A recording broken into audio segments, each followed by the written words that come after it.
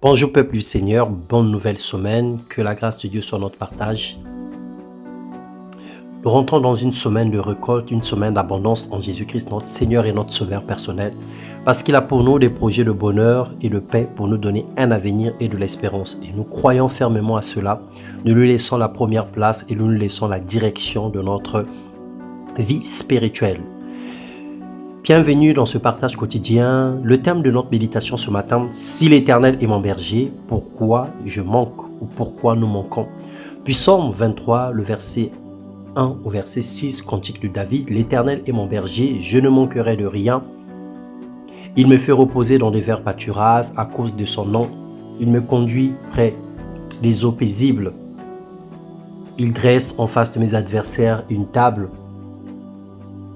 Il ondule ma tête et ma coupe déborde, le psaume que nous connaissons, que nous récitons.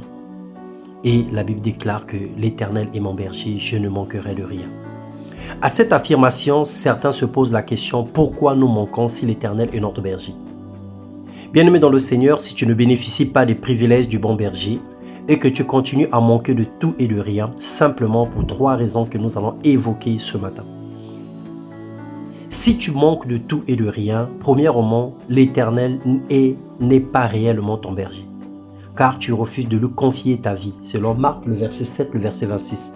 Lorsque Jésus-Christ n'est pas le centre de notre vie, lorsque nous ne sommes pas nés de nouveau, lorsque nous ne lui avons pas donné en charge notre vie, alors il ne peut pas être notre berger. Et s'il n'est pas notre berger, cette promesse n'est pas la nôtre.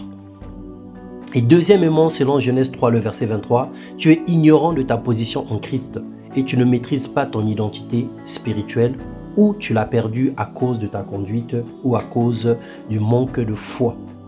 Alors, bien-aimé dans le Seigneur, si tu ne sais pas ce que le Seigneur a mis en toi, tu es comme un héritier aveugle, comme un héritier ignorant qui ne sait pas ce qui se trouve dans le testament que ses parents ou encore le testateur lui aurait remis.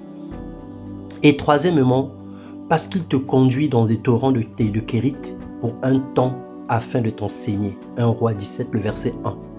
Alors il peut arriver que tu es un enfant de Dieu, il peut arriver que tu connais ton identité spirituelle, mais le Seigneur te fait passer par un temps où il t'éprouve, un temps où il te cache, un temps où il te prépare.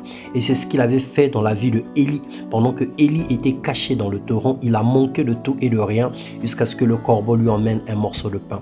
Alors bien-aimé dans le Seigneur, examine les 3 points et regarde dans quelle situation tu te trouves en ce moment. Mais dans tous les cas, sache que son amour est au-dessus de nos fautes. Peu importe ce que tu aurais fait, Dieu t'a aimé avant même que tu ne sois né. Il désire que chacun revienne à lui de tout son cœur et de toute son âme. Le reste, il fera sa part. Tu t'approches de lui et lui, il s'approche de toi. Éphésiens 2, le verset 4. Je voulais t'encourager à persévérer.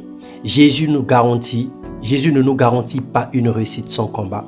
Il ne nous garantit pas une victoire sans épreuve. Au contraire, il nous a préparés à la lutte.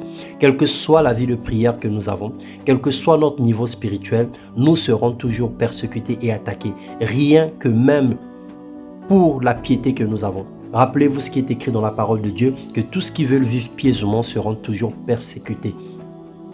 Mais il nous rassure par contre d'une victoire certaine en son nom. Devant toute situation, et nous donne chaque jour le pain quotidien, de l'eau, gloire à Dieu. Et c'est ce qu'il a fait dans la vie des enfants d'Israël pendant leur pèlerinage dans le désert. Matthieu 6, le verset 31 au verset 34. La Bible déclare que si Dieu revêt les lits des champs, s'il nourrit les oiseaux du ciel, à combien plus forte raison, nous qui sommes ses enfants.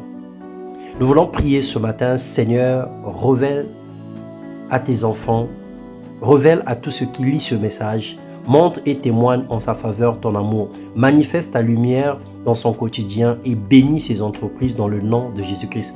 Touche son cœur et mets la paix en lui. Nous voulons voir ta main durant cette saison, nous voulons te bénir et nous voulons que ta gloire se manifeste dans nos vies. Dans le nom de Jésus-Christ, Amen.